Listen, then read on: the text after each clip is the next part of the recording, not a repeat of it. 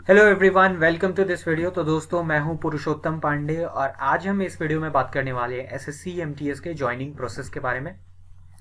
2022 का जो joining process है वो 2021 से काफ़ी अलग है, क्योंकि इसमें बहुत सारे बड़े बड़े चेंजेस किए गए हैं। और दूसरा, इस वीडियो में आपसे बहुत सारे इंपॉर्टेंट अपडेट्स भी डिस्कस करना है, तो लास्ट तक बने रहिएगा इस वीडियो में। और इस वीडियो में हम लोग ये भी डिस्कस करेंगे कि कितना टाइम लगेगा ज्वाइनिंग में, कौन सा प्रोसेस में कितना टाइम लगेगा।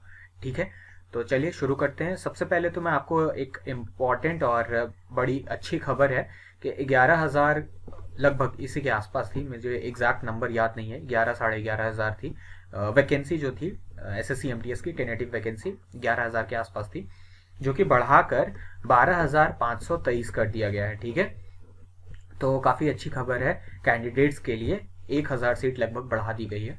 और इसके साथ साथ मैं अब चलिए डिस्कस करता हूँ एग्जामिनेशन प्रोसेस सारे। तो देखिए, यहाँ पे एक चीज़ मेंशन किया हुआ है नोटिस में, अप्रैल में एसएससी एमटीएस का एग्ज़ाम होना है। तो सीबीटी सबसे पहला जो एग्जामिनेशन प्रोसेस होता है एसएससी की तरफ से वो होता है सीबीटी, कंप्यूटर बेस्ड टेस्ट। और इसके बाद फिर आता है इसका रिजल्ट। तो रिजल्ट आने में लगभग 2.5 से 3 महीने का टाइम लग जाता है।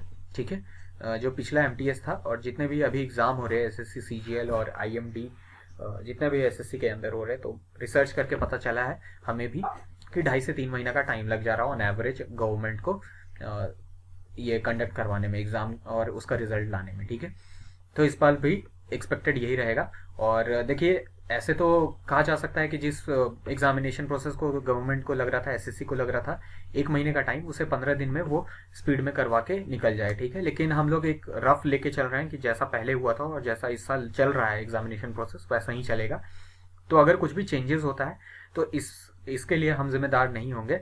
आप इस वीडियो से प्लीज़ एक रफ आइडिया लगाइएगा। कोई भी आपको गेस करके एग्जैक्ट नहीं बता सकता है कि हाँ ये 1 महीना लगता था, 1 महीना ही लगेगा इस बार, कोई भी 100% श्योर नहीं हो सकता है।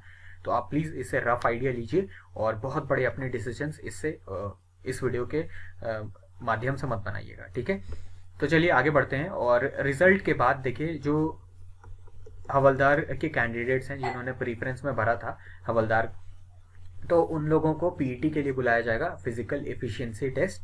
और रिजल्ट के 1 महीने के बाद ही पीईटी के लिए बुलाया जाता है।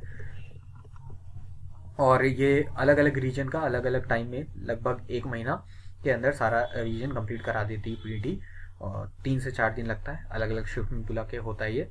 और पीईटी के एक महीने बाद आप एक्सपेक्ट कर सकते हैं कि आपका जो रिजल्ट है, मेरिट लिस्ट है, वो आ जाएगा। ठीक है, तो मेरिट लिस्ट जो है, अगर इसमें जिन कैंडिडेट्स का नाम आ जाता है, इसका मतलब उनको इस साल नौकरी मिलनी है। मेरिट लिस्ट में आपका जो डिपार्टमेंट है, आपका जो मिनिस्ट्री है जिसमें आपको ज्वाइनिंग दिया जाएगा वो रहता है और आपका नाम रहता है। ठीक है, तो ये एक लिस्ट निकलता है।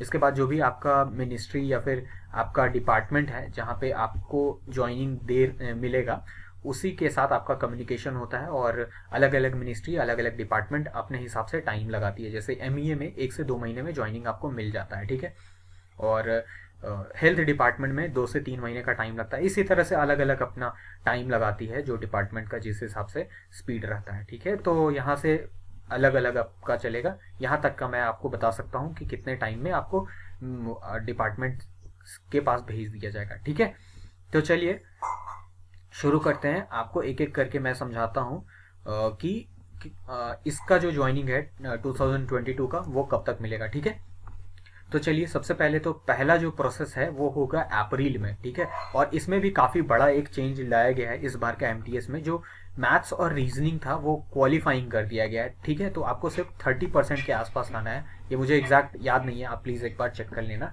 ठीक है, तो क्वालिफाइंग कितना है, तो इतना ही लाना है। और उसके बाद फिर आपका जो मार्क्स है वो मेरिट लिस्ट में नहीं जुड़ेगा, बस क्वालिफाइंग है मैथ्स और रीजनिंग।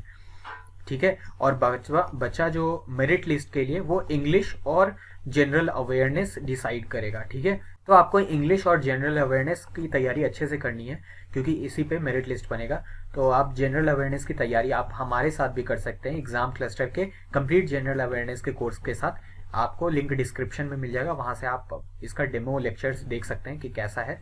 क्वालिटी आपको वही मिलेगा जो इससे पहले हमारे जनरल अवेयरनेस के शॉर्ट नोट्स और आपको डिस्क्रिप्टिव जो एग्ज़ाम का है कि हमने तैयारी करवाई थी, जिसमें काफ़ी सारे हमारे कैंडिडेट्स का सिलेक्शन हुआ है, वैसे ही आपको क्वालिटी मिलेगा। ठीक है, तो चलिए आगे बढ़ाते हैं। और एक बात और मैं बता दूं कि इस जो कोर्स में है निकिता मिश्रा मैम भी पढ़ाएंगी, जो कि जिन्होंने SSC MTS में 2022 में 98 लाया था आउट ऑफ 100। ठीक है, तो वो भी यहाँ पे आपको पढ़ाएंगे। ठीक है, तो चलिए आगे बढ़ते हैं इस वीडियो पे। इसके बाद जो सेकेंड प्रोसेस है वो होता है CBT के बाद का, और वो होता है रिजल्ट, जो कि 2.5 से 3 महीने का टाइम लग जाता है रिजल्ट लाने में। और इसके बाद फिर जैसे अप्रैल में होगा तो 2.5 से 3 महीने के बाद लगभग जुलाई के आसपास आप एक्सपेक्ट कर सकते हैं, जून से जुलाई के बीच में, कि आपका रिजल्ट आएगा। ठीक है, और इसके बाद फिर आपका जब रिजल्ट आ जाता है तो जो कैंडिडेट्स PET के लिए जिन्होंने हवलदार के लिए भरा था और क्वालिफाई जो लोग कर चुके हैं,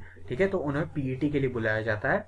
और फिर PET के लिए लगभग आपका जो हुआ है रिजल्ट और PET, इसके बीच में करीब 1 महीने का टाइम लग जाता है। ठीक है, SSC को तो 1 महीने में अलग अलग रीजन में अलग अलग टाइम पे लिया जाता है। 1 महीने का टाइम में ये सारा PET करके ख़त्म कर दिया जाता है। ठीक है, और एक बार जब PET ख़त्म हो जाता है, इसके बाद फिर फाइनल मेरिट लिस्ट बना दिया जाता है, जिसमें कैंडिडेट्स का नाम रहता है, सिलेक्टेड कैंडिडेट्स का।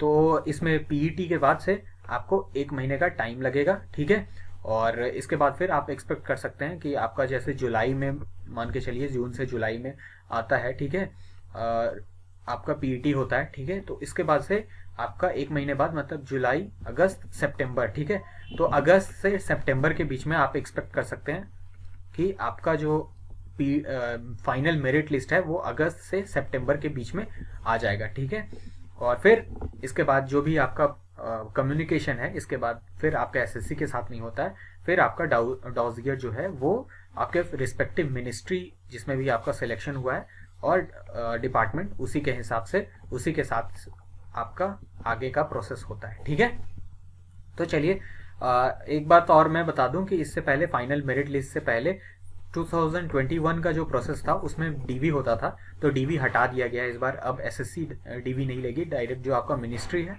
या फिर जो डिपार्टमेंट है वो ही लेगी। ठीक है, इससे पहले दोनों जगह DV होता था, तो एक हटा दिया गया है स्मूथ प्रोसेस के लिए। तो दोस्तों ये था केस 1, लेकिन एक दूसरा सिनेरियो भी हो सकता है जिसमें सेपरेट ज्वाइनिंग दे SSC MTS के कैंडिडेट्स को और हवलदार के कैंडिडेट्स को। ठीक है, तो MTS और यहाँ पे हवलदार हम देख लेते हैं। ठीक है, क्या है ये सिनेरियो। तो देखिए, जो MTS का एग्जामिनेशन प्रोसेस है वो Tier 1 के बाद कंप्लीट हो जाता है। इसके बाद फिर MTS के कैंडिडेट्स को कुछ भी नहीं करना है, ना DV है ना डिस्क्रिप्टिव है। तो हो सकता है कि इसको पहले ज्वाइनिंग दे दे, क्योंकि अभी बहुत ज़्यादा स्पीड में ज्वाइनिंग मिल रहा है, क्योंकि 22 तारीख को रोजगार मिला है। हर महीने 22 तारीख को बहुत सारे लोगों को ज्वाइनिंग मिलता है। ठीक है, तो वो गवर्नमेंट जो है नंबर्स को पूरा करने के लिए हो सकता है MTS को पहले ज्वाइनिंग दे दे, 11,000 जो भी कैंडिडेट्स हैं MTS के, और हवलदार का जब PET कंप्लीट हो तो उनको सेपरेट ज्वाइनिंग दिया जाए। ठीक है, तो अगर ऐसा हुआ तो MTS का जो रिजल्ट है, जैसे ही आपका Tier 1 का रिजल्ट आता है जुलाई में, उसी के आसपास हो सकता है उनका डॉजियर भेज दिया जाए मिनिस्ट्री या डिपार्टमेंट, और उसके बाद फिर इनका ज्वाइनिंग प्रोसेस काफ़ी जल्दी कंप्लीट हो जाएगा।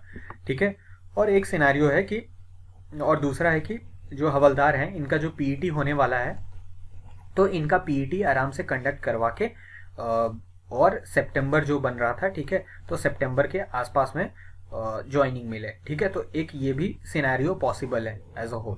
ठीक है, ऐसा भी पॉसिबल है। तो चलिए हम देखते हैं कि इनको कब तक ज्वाइनिंग मिलेगा। तो MTS का तो है कि जो भी है इनका कंप्लीट हो जाएगा, पहला Tier 1 का रिजल्ट निकलेगा और उसके बाद फिर इनका जुलाई के बाद ही डिपार्टमेंट को या फिर मिनिस्ट्री को भेज दिया जाएगा इनका सारा डॉक्यूमेंट्स। ठीक है, और उसके बाद फिर हवलदार वाला जो है वो PET कंडक्ट करवाया जाएगा और फिर सितंबर के आसपास में, ठीक है, इसे नवंबर को हटा दीजिए, सितंबर के आसपास में, ठीक है, हो सकता है ये डेट बढ़ जाए और नवंबर तक जाए, या फिर थोड़ा सा पहले मतलब इससे 1 महीना पहले भी आपको जो डॉजियर है वो मिनिस्ट्री या डिपार्टमेंट को भेज दिया जाए। ठीक है, और साथ ही मैं बता दूं कि अगर आप SSC MTS के लिए सीरियस हैं तो प्लीज़ आप अपने इंग्लिश पे और GE पे अच्छे से तैयारी करिए, क्योंकि बस आपको अब 2 ही सब्जेक्ट पढ़ना है। और अगर आपने अभी तक डिसाइड नहीं किया है कि GE की तैयारी कैसे करें, तो आप हमारे साथ भी कर सकते हैं। हमारे टीम में जो आपको पढ़ाएंगे ये general awareness, complete general awareness, उसमें है ऋषिकेश सर, जिन्होंने फर्स्ट अटेम्प्ट में UPSC निकाला था। ठीक है, और साथ ही निकिता मैम है जिन्होंने SSC MTS 2021 में 98 मार्क्स लाया था आउट ऑफ 100, तो आप उनसे भी पढ़ सकते हैं, ठीक है। और हम इस कोर्स में आपको एकेडमिक, नॉन एकेडमिक, आपके जितने भी डाउट्स हैं सारे आप हमारे साथ डिस्कस कर सकते हैं। और साथ ही में मैं बता दूं दोस्तों कि हमारा जो कोर्स का प्राइस है वो जल्दी ही बढ़ने वाला है, तो आप ज़्यादा वेट मत करिए, आप अभी जाकर ले सकते हैं कम प्राइस में। और साथ ही में मैं बता दूं कि ये अगर आप कूपन कोड सक्सेस 100 या फिर सक्सेस यूज़ करते हैं, ठीक है, तो आपको मिलेगा फ्लैट 10% का डिस्काउंट, और आप अपने 10% बढ़ा सकते हैं और प्राइस हाइक से भी बच सकते हैं, ठीक है। तो अभी आप जाकर चेक कर सकते हैं, लिंक आपको डिस्क्रिप्शन में मिल जाएगा, जो लाइक बटन है उसके नीचे आपको डिस्क्रिप्शन में मिल जाएगा, वहाँ से आप जाकर हमारे ऐप पे फ्री और भी सेक्शनल मॉक टेस्ट और बहुत सारे PDF है अवेलेबल, वहाँ से जाकर चेक कर सकते हैं और डेमो भी देख सकते हैं कोर्स का। तो ऐसे ही इंपॉर्टेंट वीडियोस एग्जाम क्लस्टर पे हम आपके लिए लाते रहते हैं। अगर आपको इंपॉर्टेंट वीडियो मिस नहीं करना चाहते हैं तो अभी सब्सक्राइब कर लीजिए चैनल को। और thank you for watching this video. अगर आपको ये वीडियो हेल्पफुल लगा तो प्लीज़ लाइक दिस वीडियो। जय भारत, जय हिंद।